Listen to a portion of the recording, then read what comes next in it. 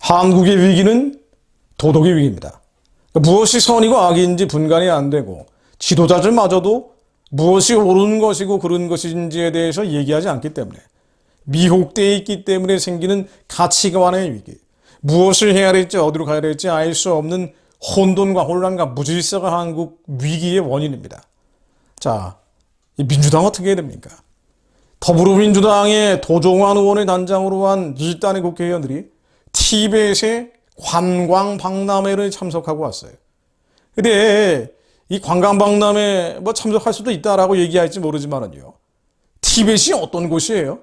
끔찍한 인권 유린으로 전 세계적으로 논란이 되고 있는 곳이 바로 티벳 아닙니까? 티벳은 역사상 독립국가가 아니었던 적이 없습니다. 언제나 독립국가였어요. 그러다가 1950년으로 기억을 합니다. 모택동이 티벳의 침공을 했고 합병해버렸죠. 어마어마하게 많은 사람들이 죽었습니다. 그 이후에도 많은 사람들이 죽어왔습니다. 불신 자살한 사람만 해도요, 2009년 이후에 159명이나 된다 그래요. 이 티벳은 라마교가 원래 국교였기 때문에 라마승을 중심으로 많은 사람들이 저항을 하는데 그 저항의 방법이 마지막에는 결국은 분신 자살을 택한다는 거예요. 159명이나 자살을 한 곳입니다. 얼마나 많은 사람들이 강제 이주당하고 가정이 해체당하고, 그러니까 거기서는 인종 청소, 인권 유린 정도가 아니라 인종 청소, 제노사이드가 벌어지는 곳이에요. 아예 티베신들을 멸절시키겠다라고 중국 공산당이 계획을 세워놓고 디지털 전체주의를 시행하고 있는 곳이 바로 티벳이다. 제 얘기가 아니라 미국과 유럽에서 계속 나오고 있는 얘기란 말이에요. 실제 사실이 그렇고, 거기에 박람회를 참석하고 온 겁니다. 제5회 티벳 관광국제 박람회라고 되어 있는데요. 이 방문한 시기도 문제죠. 싱하이밍 중국 대사가 오만방자한 행태로 한국 내정에 개입을 하고 내정 간섭형 발언과 행태를 계속 벌이고 있는 해필이면 그때. 게다가 티벳 인권 유린뿐 아니라 북한의 인권 유린들, 조중접경지 내에서 2,000명이나 되는 탈북민들을 강제 북송한다, 이 얘기가 나오고 있어요. 이때 간 거예요. 있어서는 안 되는 방중이 된 겁니다. 결국 티벳 인권 유린, 북한 인권 유린을 희석하고 중국 공산당 질서를 정당화하는 체제 선전의 도구가 될 수밖에 없는 구도에 간 겁니다. 이 사람들이 돈으로 갔겠어요? 이 사람들이 비행기 끊어가지고 갔겠습니까?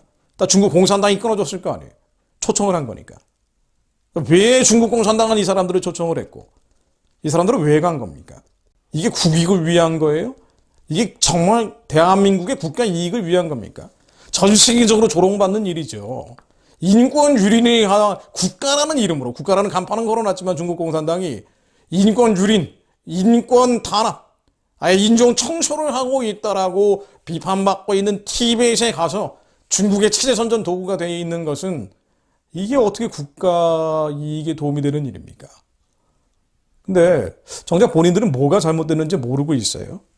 민병덕 의원이라는 사람, 여기 간 사람들이 도종환 단장, 박정, 김철민, 유동수, 김병주, 민병덕, 신형원 의원이라고 돼 있는데, 민병덕 의원이라는 사람은 SBS 라디오에 출연해서 티벳 인권 문제가 제기되니까 이런 얘기를 한 겁니다. 1959년 티벳에서 중국에 대해 무장봉기를 했을 때 자료에 보니까 12만 명이 죽었다가 나오는데 그 얘기를 하시는 것 같은데, 사회자가 물어본 거에 대한 반문이에요.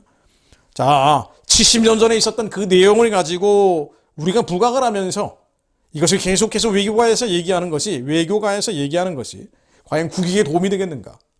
마치 국익을 위해서 간 것처럼 얘기한 겁니다. 자유, 인권, 민주주의, 법치라는 것은요, 보편적 가치. 이 보편적 가치를 훼손하는 세력들, 국가로 포장되어 있는 포갑 집단들과 함께하는 것은 국익에 도움이 되지 않습니다. 그런데 다른 데도 아니라 티벳을 방문해서, 하필이면 이때 티벳을 방문해서 중국 공산당의 체제 선전 도구로 활용되고 온 뒤에 뭐가 잘못됐는지 모르는 거예요. 1959년에 12만 명이 죽은, 이것도 끔찍한 일이지만요, 70년 전에 벌어진 이 일 말입니다. 근데 티벳이 중국에 합병된 게 1950년 침공당하고 1951년 합병이 됐단 말이에요. 그 이후에 벌어졌던 일들이 인종 청소예요. 티벳 사람들을 아예 씨를 말려버리겠다는 게 중국 공산당의 입장이었습니다. 얼마나 많은 사람들이 죽어나갔어요. 2002년 이후에만 분신자살한 사람이 159명이 나온 곳이 티벳입니다. 휴먼 라이트 워치 보고서를 보면 말이에요. 이렇게 많은 사람들이 지금도 죽어나가고 있는데 강제 이주당한 사람들은 얼마나 많은지 모릅니다. 200만 명 이상. 그러니까 2006년에서 2012년 사이에 200만 명 이상의 사람들이 강제 이주, 가정을 해체해버리는 거예요. 그리고 티베트의 유전자를 만들지 않기 위해서 강제로 한화 정책이라는 걸 하죠. 그 중국 본토의 사람들이 가서 티베트 여자들을 사실상 약취해서 결혼하는 거예요. 그러니까 이런 끔찍한 만행들이 저질러지고요. 티베트 사람들의 DNA를 가져다가 이 범죄 예방이라는 이름으로 만일 어떤 칼에도 다 디지털 칩이 있다 그래요. 위구르도 그런다고 하지 않습니까? 위구르족 인권 탄압도 심한데 위구르는 이 디지털 전체주의라는 거, 모든 사람을 마치 칩을 박듯이 모르모토처럼 만들어서 중국 공산당이 통제하는 걸 지금 시행하고 있는 중이고 이미 시행된 곳은 티벳이에요. 그런 끔찍한 곳입니다. 티벳 사람들은 계속 저항을 했죠. 2008년도에도 봉기를 해서요.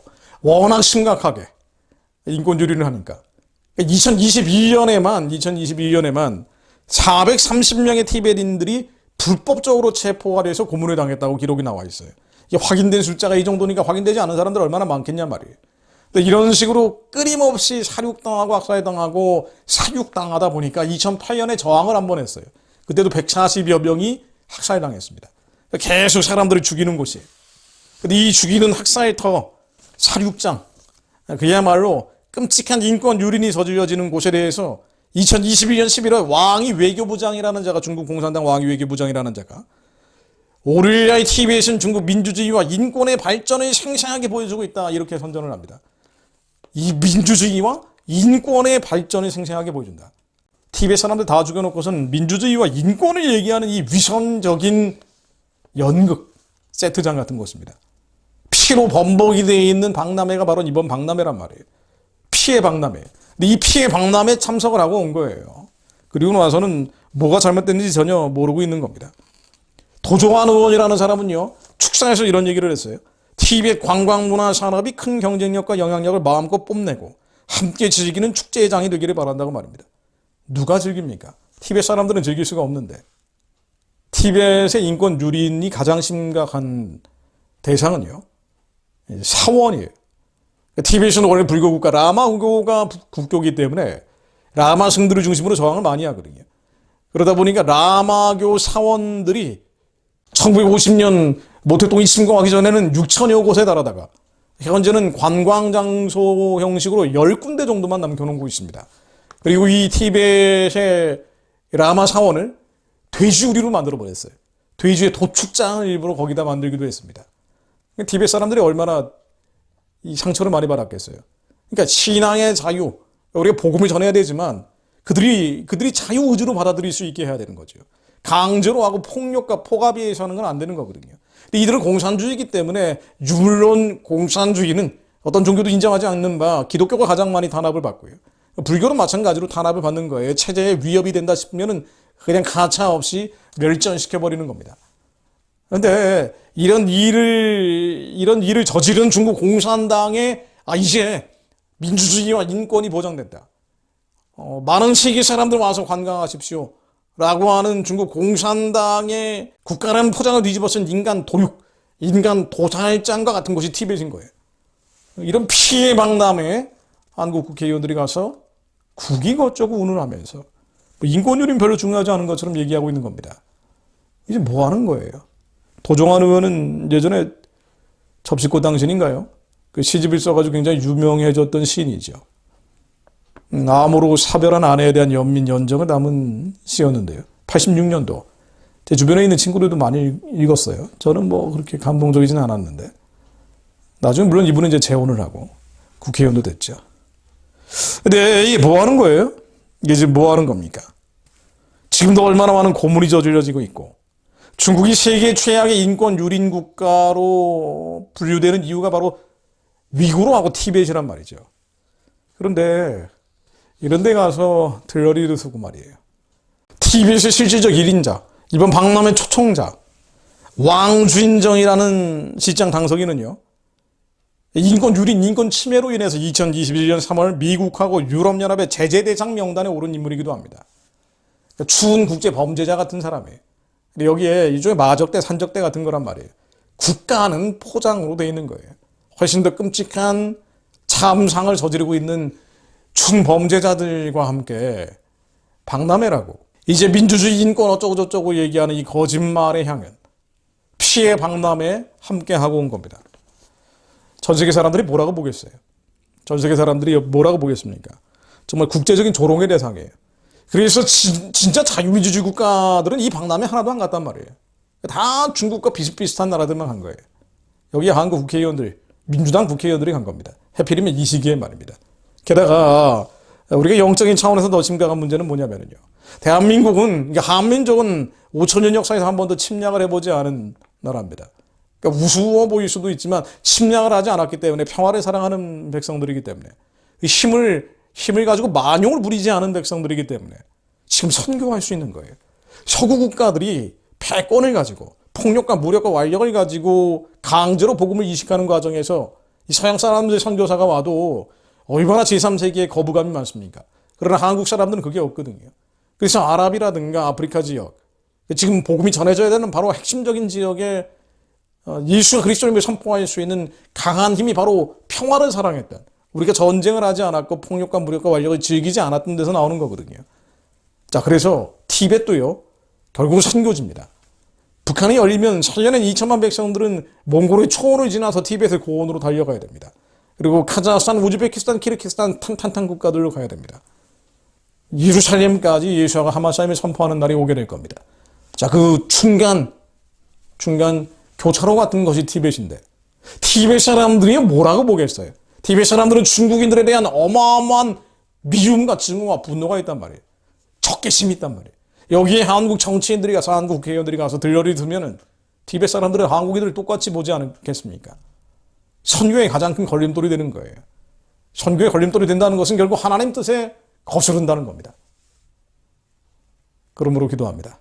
역사를 주관하시는 하나님 뜻을 거스르는 모든 정사원세 어둠의 세상 주관자, 하늘에 있는 악신들의 영향을 받아 헛된 일을 꾸미고 있는 세상의 군왕들, 힘 있는 자들, 권세 있는 자들, 권력 있는 자들 산산이 무너지게 하시며, 하나님 말씀으로 한반도 위에 임하여 주시며 동북아시아 전역에 임하여 주옵소서.